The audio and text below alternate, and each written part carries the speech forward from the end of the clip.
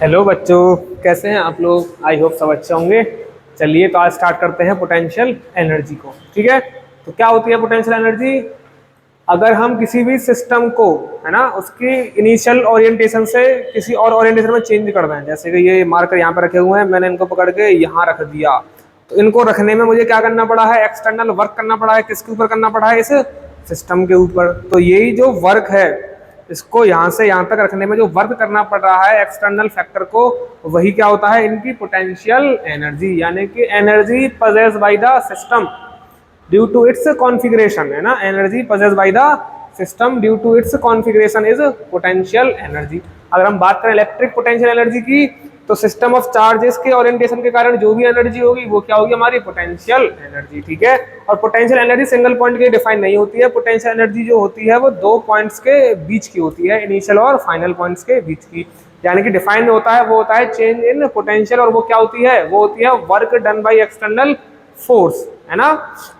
तो चलिए यहाँ पे बात करते हैं। हमारे पास कोई दो चार्ज का सिस्टम है और उस चार्ज के सिस्टम की हमको एक पॉइंट पर पोटेंशियल एनर्जी निकालनी है, तो कैसे कैलकुलेट करेंगे। ठीक है, तो देखते हैं electric potential energy due to two charges या system of two charges, due to system of two charges. ठीक है, हमारे पास दो चार्ज का एक सिस्टम है, उसकी वजह से कितनी इलेक्ट्रिक पोटेंशियल एनर्जी आएगी, उस चीज को हम यहाँ पे देखते हैं। चलिए, मान लिया है इनिशियली जो हमारा सिस्टम है वो कहाँ रखा है, इन्फिनिटी पे। एक चार्ज है Q1, एक चार्ज है Q2, कहाँ रखे हैं, ये एट इन्फिनाइट। ठीक है, और हमने अज्यूम कर लिया है कि इन्फिनिटी पे जो पोटेंशियल एनर्जी है इनकी कितनी है, वो जीरो। तो क्या किया है हमने, एज्यूम। ठीक है, अब हम इनको यहाँ से उठाकर यहाँ पे रखना चाहते हैं। मान लो 1 को यहाँ और 2 को यहाँ। 1 को रखना चाहते हैं हम O पॉइंट पे और 2 को रखना चाहते हैं हम P पॉइंट पे। इन दोनों के बीच का जो सेपरेशन है वो है स्मॉल r। ठीक है, देखो यहाँ पे कोई भी इलेक्ट्रिक फील्ड, कोई भी कुछ नहीं है। तो जब मैं चार्ज 1 को यहाँ से मूव कराऊंगा तो मुझे कोई भी एक्सटर्नल वर्क नहीं करना पड़ेगा, क्योंकि इस पर कोई भी यहाँ पर कंजर्वेटिव फोर्स नहीं लग रही है। ठीक है, तो इसको मूव कराने में हमको कोई भी वर्क नहीं करना पड़ेगा, ये बिना वर्क कराए। यानी कि W1 कितना होगा हमारा, zero. Work done by external force on bringing charge 1 from infinity to O is zero. ठीक है, चार्ज हमारा यहाँ पे आ गया। जब चार्ज हमारा यहाँ पे आ गया तो देखो क्या होगा, अब यहाँ से चार्ज गायब हो गया, यहाँ से ये चार्ज गायब हो गया। ठीक है, अब ये चार्ज आके यहाँ पे क्या बनाएगा, अपना इलेक्ट्रिक फील्ड बनाएगा, और ये चार्ज इस चार्ज पर क्या लगा रहा होगा, एक इलेक्ट्रिक फोर्स ऑफ रिपल्सन। यानी कि अब इस Q2 पर इस Q1 की वजह से एक फोर्स आ गई, है ना, इन the direction of electric field. जब हम Q2 को मूव करेंगे तो हमें एक एक्सटर्नल वर्क करना पड़ेगा, क्योंकि अब Q2 के ऊपर इलेक्ट्रिक फोर्स आ चुकी है। ठीक है, तो जब हम Q2 को मूव करेंगे तो Q2 को मूव करने के लिए हमको वह एक्सटर्नल वर्क करना पड़ेगा, यानी कि W2 जीरो नहीं होगा। ठीक है, तो Q2 को मूव करने के लिए हमको वर्क करना पड़ेगा। ठीक है, कितना वर्क करना पड़ेगा निकाल सकते हैं। हम जानते हैं कि जो चेंज इन पोटेंशियल होता है ना, या एक सिंगल पॉइंट का जो पोटेंशियल होता है वो क्या होता है, work done in bringing charge from infinity to that point, है ना। किसी भी चार्ज को इन्फिनिटी से उस पॉइंट तक लाने में जो भी वर्क करना पड़ता है वही उस पॉइंट का क्या होता है, पोटेंशियल। अगर हम बात करें पोटेंशियल एट पॉइंट P, उसको बोलेंगे Vp। क्या हम Vp कैलकुलेट कर सकते हैं Q1 के कारण, बिल्कुल। जो Vp होगी ड्यू टू Q1 वो होगी K Q1 बाई R, है ना, K Q1 बाई R। तो Vp की वैल्यू हो गई K Q1 बाई R और W और Q2। तो वर्क डन कितना निकल गया है, W2 बोल रहे हैं ना इसको हम। तो वर्क डन बाई 2 कितना आया, वो आ रहा है हमारा K Q1 Q2 by R। Now total work done कितना हो गया, नाउ टोटल वर्क डन, तो W जो टोटल आ रहा है हमारा वो कितना आ रहा है एक्सटर्नल फोर्स का, W1 प्लस W2। W1 तो जीरो है और W2 कितना है, K Q1 Q2 by R। तो ये आ रहा है हमारा work done by external agent. और हमको पता है by the definition of potential energy, जो चेंज इन पोटेंशियल एनर्जी होता है वो क्या होता है, work done by external force. ठीक है, चेंज का मतलब क्या होगा, U final minus U initial बराबर वर्क डन कितना निकाला है हमने, के Q1 Q2 by are. U F क्या है हमारा, यू इन्फिनिटी कितना, यू इनिशियल क्या है इन्फिनिटी वाला जो कि कितना है अपना 0, तो के Q1 Q2 बाई आर, यानी कि यू जो आया वो क्या आया है के Q1 Q2 बाई आर। अब यहां से हम सिंगल पॉइंट के लिए पोटेंशियल एनर्जी को डिफाइन कर सकते हैं जब हम किसी सिस्टम ऑफ चार्ज को इन्फिनिटी से किसी गिवन ओरिएंटेशन पर रखने में जितना भी एक्सटर्नल वर्क करेंगे वही वर्क क्या होगा उस पॉइंट की पोटेंशियल एनर्जी होगी। ठीक है, ये कैसी क्वांटिटी होती है, स्केलर क्वांटिटी होती है।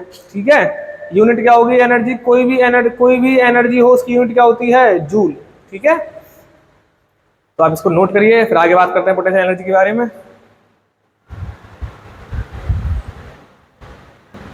अभी जो किया हमने कैलकुलेट वो एक 2 चार्ज का सिस्टम था उसके लिए कैलकुलेट किया। अगर हमारे पास सपोज करो सिस्टम में 3 चार्ज आ गए तो क्या होगा, देखो सिस्टम के लिए मिनिमम 2 चार्ज चाहिए होती है। मान लो हमारे पास 3 चार्ज का एक सिस्टम दिया हुआ है, इस पर चार्ज है Q1, ये है Q2 और ये है Q3। ये डिस्टेंस सेम है, सब कितनी है सपोज A।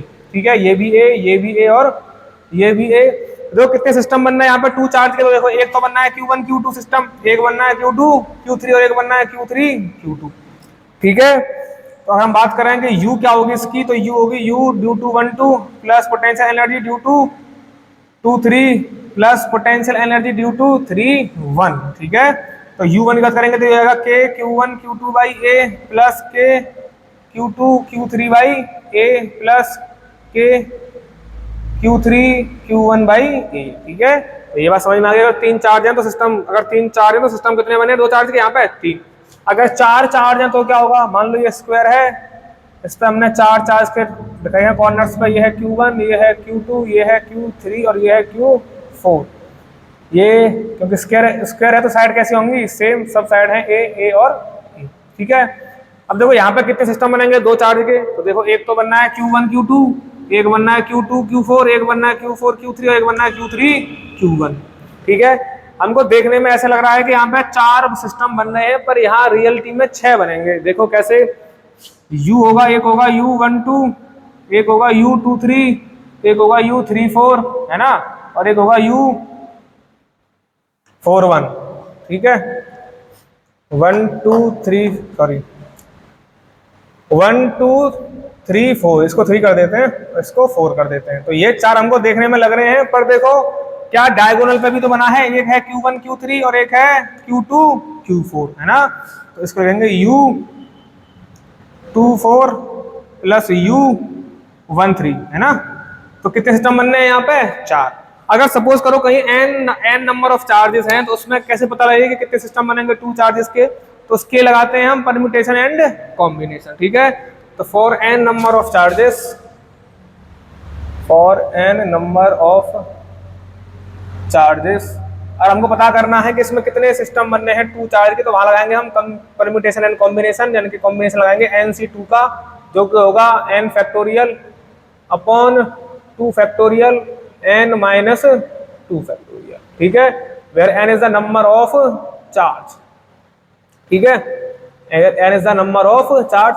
इसको यहां से कर सकते हैं कैलकुलेट, n की जगह 4 लगा के देखो तो ये आंसर 6 ही आएगा। ठीक है, तो जब भी हमारे पास n नंबर ऑफ चार्जेस का कोई सिस्टम आएगा तो हम यहाँ से इसके कॉम्बिनेशन 2 चार्जेस के बड़े आराम से निकाल सकते हैं। ठीक है, तो ये आपका पोटेंशियल एनर्जी में से हो गया है, आई होप आपको समझ में आया होगा। ठीक है, अब आगे बात करेंगे हम तो डायपोल की पोटेंशियल एनर्जी की बात करेंगे किसी यूनिफॉर्म इलेक्ट्रिक फील्ड में। आप इसको नोट करिए, फिर आगे बढ़ते हैं। चलो, अब जो देख रहे हैं वो देख रहे हैं potential energy of a dipole in a uniform electric field, यानी किसी यूनिफॉर्म इलेक्ट्रिक फील्ड में अगर हम डायपोल की ओरिएंटेशन को चेंज करेंगे तो उसके अंदर कितनी पोटेंशियल एनर्जी स्टोर होगी। ठीक है, कैसा इलेक्ट्रिक फील्ड है हमारे पास, यूनिफॉर्म इलेक्ट्रिक फील्ड कैसे बनता है, पैरेलल लाइंस, है ना। ये क्या होता है अपनी uniform electric field. Let's suppose हमारे पास कैपिटल ई वेक्टर एक यूनिफॉर्म इलेक्ट्रिक फील्ड है, इसमें डायपोल रखा हुआ है, और डायपोल क्या होता है माइनस Q2 प्लस Q, बीच का सेपरेशन कितना होगा इनका 2a, कितना होगा 2a, और डायरेक्शन ऑफ डायपोल मोमेंट क्या होगी माइनस से प्लस की तरफ। ठीक है, अब चूंकि इलेक्ट्रिक फील्ड है तो क्या फोर्स लग रही होगी, बिल्कुल लग रही होगी, प्लस Q पे लग रही होगी in the direction of electric field. F equals to q E, और नेगेटिव पलर ही होगी opposite to the direction of electric field, है ना। ठीक है, अब हम क्या करेंगे, हम करेंगे इसको एंटी क्लॉकवाइज रोटेट करेंगे from θ1 to θ2।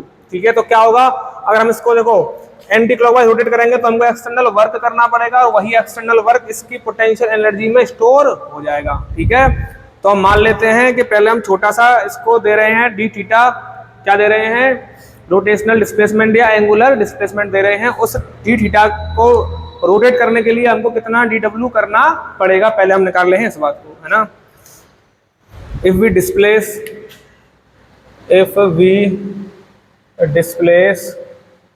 a dipole by angular displacement d theta in anti-clockwise direction, तो जो वर्क करना पड़ेगा डी डब्ल्यू को कितना होगा, देखो जब अगर हमारे पास लीनियर डिस्प्लेसमेंट है उस टाइम पे जो वर्क डन होता है वो क्या होता है, वो होता है F into D x cos theta.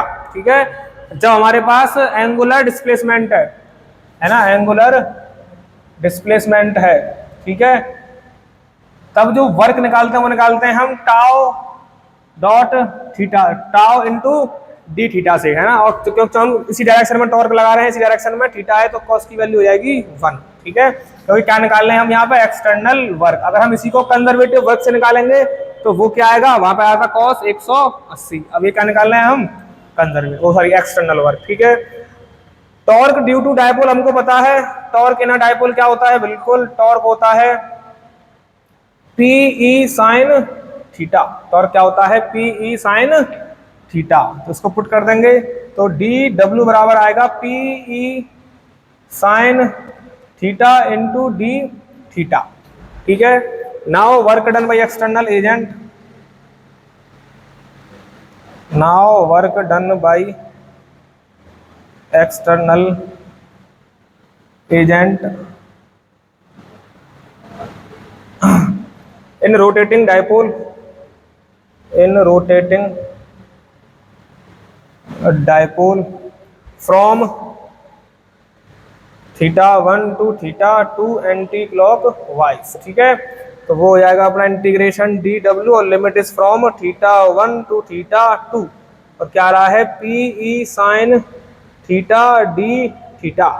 ठीक है, आइए इसको यहाँ पे देखते हैं सॉल्व करके, तो ये हो जाएगा डब्ल्यू और लिमिट आ रही है, देखो पीई तो बाहर निकल जाएगा, कांस्टेंट है, क्या बचेगा sine theta D theta, and limit is from θ1 to θ2। आप पॉज करके नोट करिए, फिर आगे बढ़ते हैं, कंटिन्यू करते हैं। तो देखो पीई तो कांस्टेंट है, साइन थीटा का जो इंटीग्रेशन होता है वो होता है माइनस कॉस थीटा, और लिमिट इज फ्रॉम θ1 टू θ2। तो W जो आ रहा है वो आ रहा है पीई, लिमिट लगा देंगे तो माइनस कॉस θ2 प्लस कॉस θ1। इसको अगर हम जनरलाइज करके लिखें तो इसको लिख सकते हैं हम पीई कॉस θ1 माइनस कॉस θ2। ठीक है, ये आती है हमारी potential energy due to a dipole. ठीक है, पॉज करके नोट करिए, फिर इसमें आगे और देखते हैं। अभी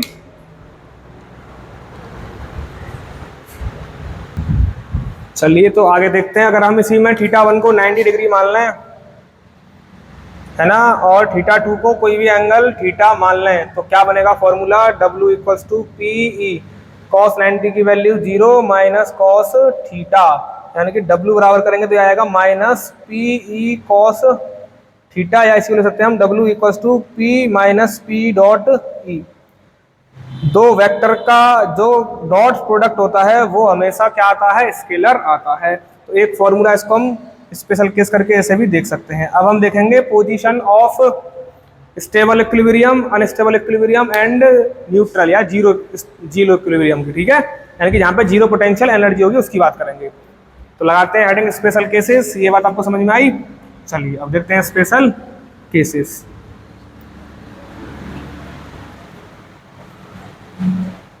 स्पेशल केसेस में फर्स्ट देखेंगे हम स्टेबल इक्विलिब्रियम।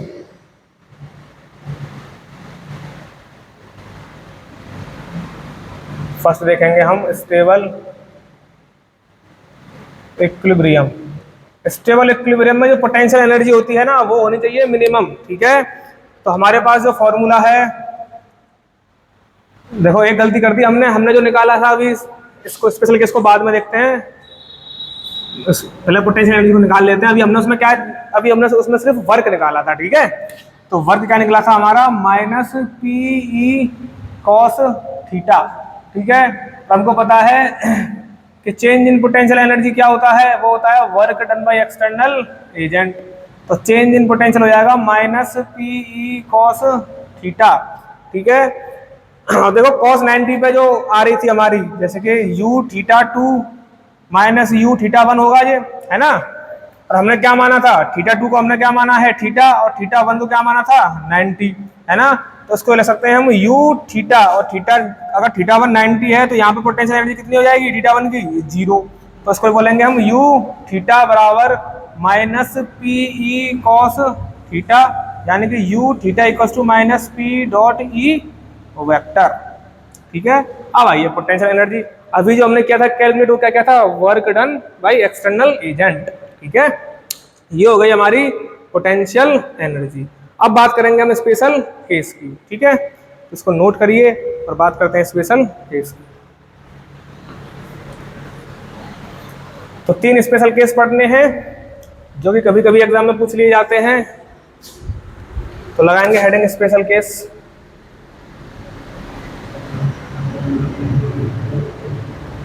फर्स्ट जो है वो है स्टेबल इक्विलिब्रियम। स्टेबल इक्विलिब्रियम का मतलब होता है मिनिमम पोटेंशियल एनर्जी। क्या होता है इसका मतलब, मिनिमम, यू मिनिमम, और यू इक्वल टू क्या होता है, ये होता है minus p E cos theta. अब चूंकि यू एक स्केलर क्वांटिटी है तो यहाँ पे माइनस का मतलब छोटी क्वांटिटी से ही होता है। अगर ये होती वेक्टर क्वांटिटी तो यहाँ पे नेगेटिव का मतलब होता है डायरेक्शन से। अब ये कैसी क्वांटिटी है, स्केलर। तो अगर हमको इसको मिनिमम करना है तो 0 इसकी मिनिमम वैल्यू नहीं आएगी, इसकी मिनिमम वैल्यू आएगी माइनस पी इंटू ई, है ना। तो थीटा कितना होना चाहिए, थीटा होना चाहिए कितना 0 डिग्री। तो यू मिनिमम कितना आएगा, यू मिनिमम होगा पी इंटू ई, यानी कि स्टेबल इक्विलिब्रियम के लिए क्या चाहिए हमको, थीटा 0, ठीक है। अब बात करते हैं अनस्टेबल इक्विलिब्रियम की। अनस्टेबल इक्विलिब्रियम, ठीक है। अनस्टेबल इक्विलिब्रियम का मतलब क्या हो गया, यहाँ पे पोटेंशियल एनर्जी कैसी होनी चाहिए, मैक्सिमम। पोटेंशियल एनर्जी कैसी होनी चाहिए, मैक्सिमम।